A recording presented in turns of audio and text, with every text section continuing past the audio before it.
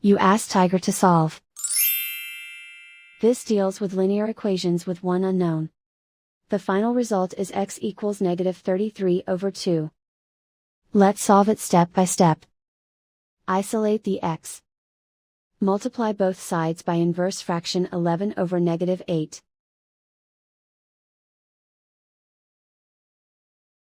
Move the negative sign from the denominator to the numerator.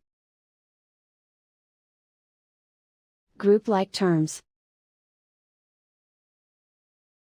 Multiply the coefficients. Simplify the arithmetic.